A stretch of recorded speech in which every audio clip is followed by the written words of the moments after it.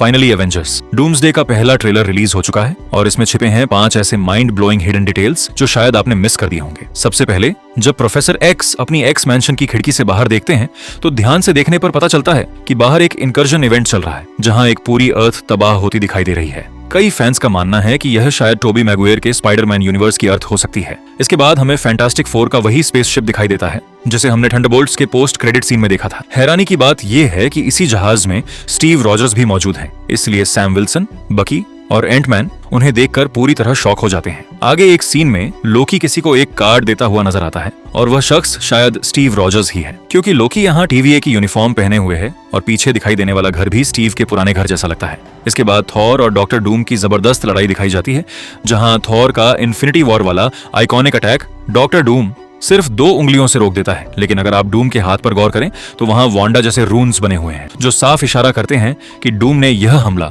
अपनी magic power से रोका है। और आखिर में जब एवेंजर्स, थंडरबोल्ट्स, थॉर और फैंटास्टिक फोर एक साथ मीटिंग कर रहे होते हैं तो पीछे एक काउंटडाउन टाइमर साफ दिखाई देता है जिसमें 3 अलग-अलग अर्थ्स आपस में टकराने वाली हैं। यानी अब इन सभी हीरोज के पास पूरी मल्टीवर्स को बचाने के लिए बहुत कम समय बचा है।